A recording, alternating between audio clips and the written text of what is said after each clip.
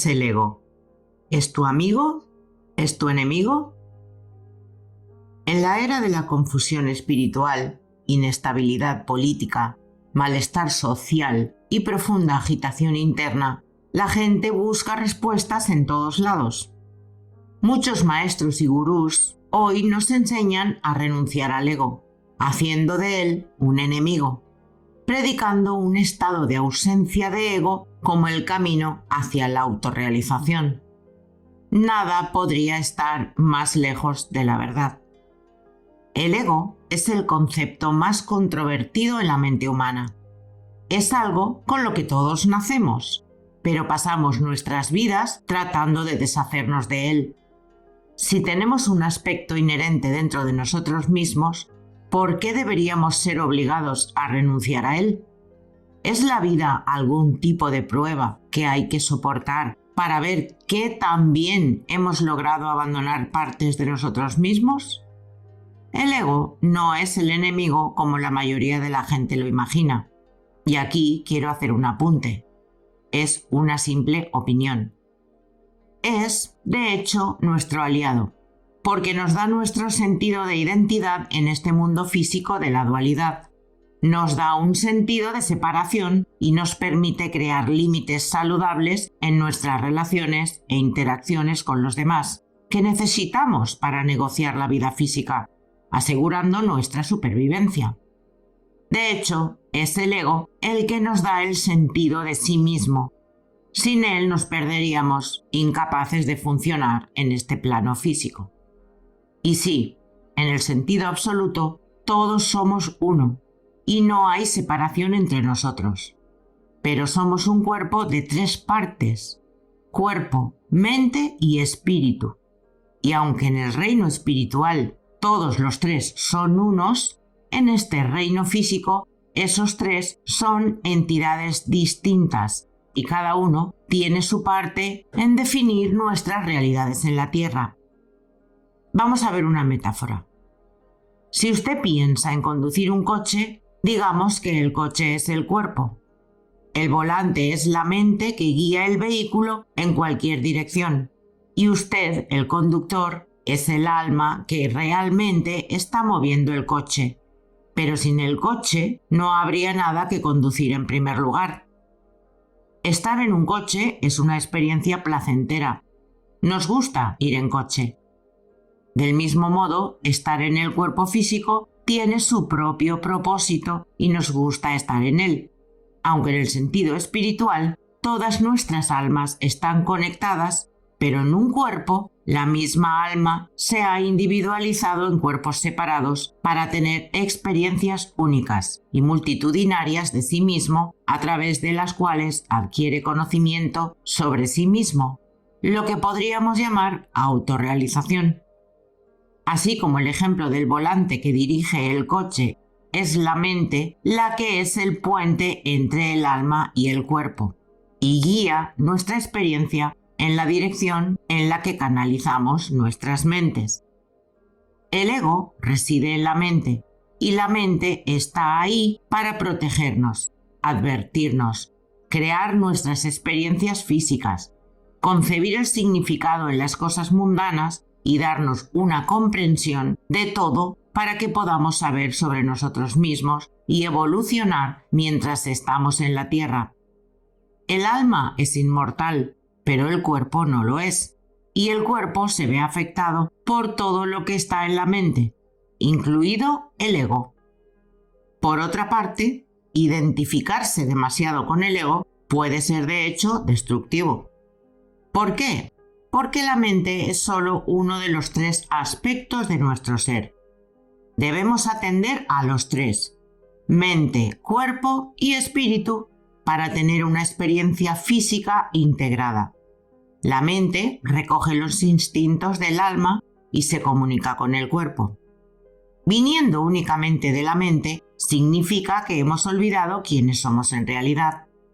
De hecho, la identificación exclusiva con el ego puede ser devastadora, especialmente en las relaciones, porque entonces estamos tan en nuestras propias perspectivas que no tomamos en cuenta otras percepciones y multitud de realidades que nos rodean.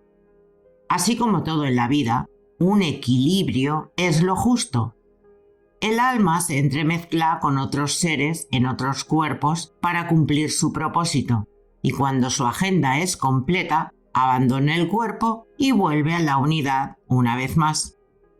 Es el conductor de nuestros vehículos y utiliza la mente para guiar nuestra vida física en la dirección que vinimos aquí para navegar y que algunos llaman destino.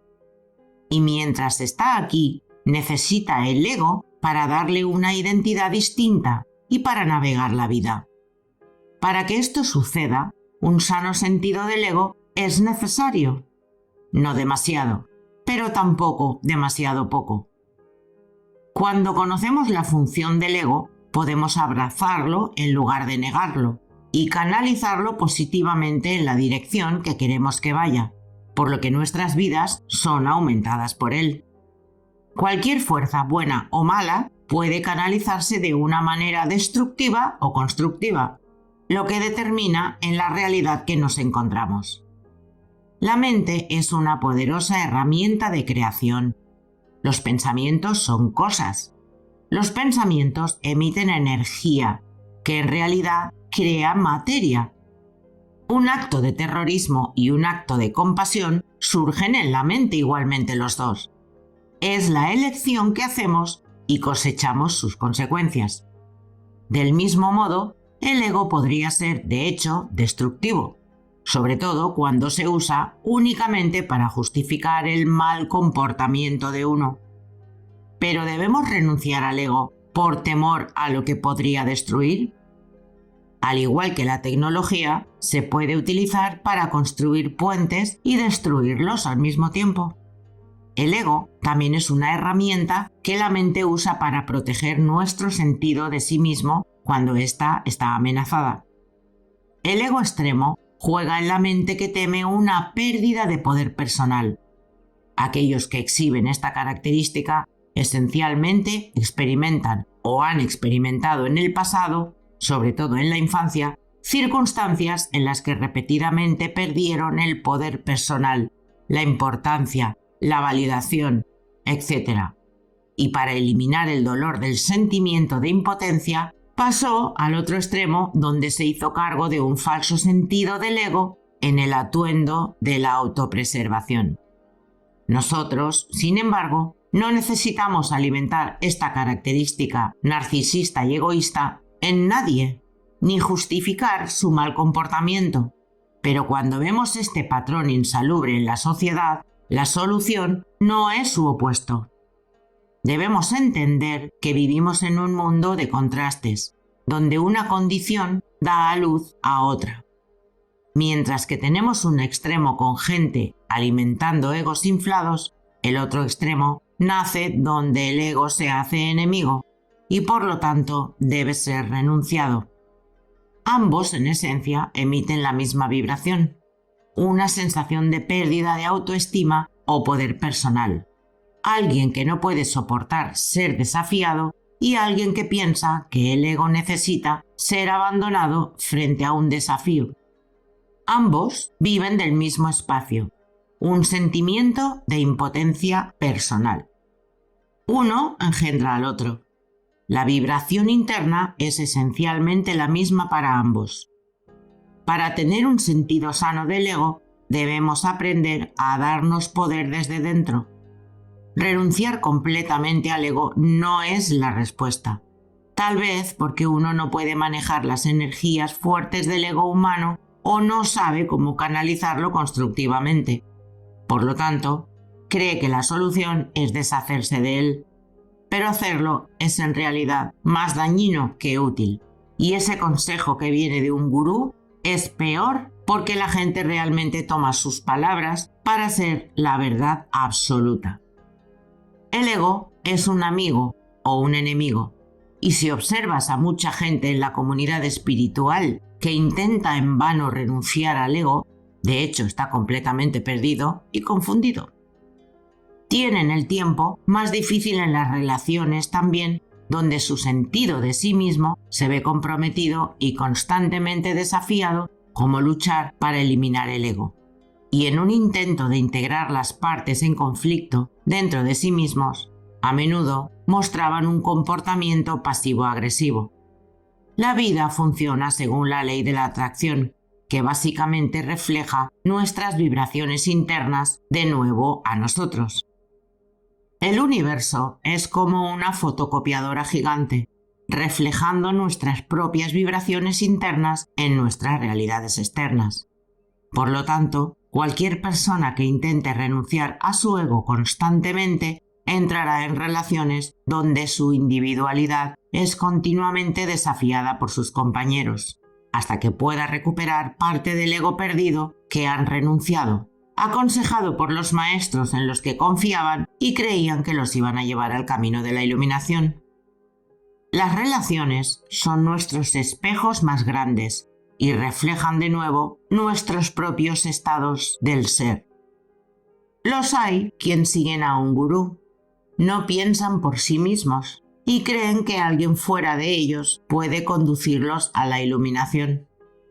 Dígame qué hacer y haré cualquier cosa para no tener que hacer el trabajo duro de pensar por mí mismo o cuestionar sus enseñanzas, porque ahora soy su discípulo y creo que puede llevarme al mismo estado de nirvana que usted ha alcanzado. Pensamientos como estos perpetúan inclinándose a los pies del gurú, cantando kirtans en su nombre, adorando a humanos y a todo tipo de arreglos devocionales, incluso a templos, monasterios construidos para su adoración. Cualquiera que esté verdaderamente iluminado, que conozca el camino y quiera mostrarlo a los demás, lo hace con el ejemplo.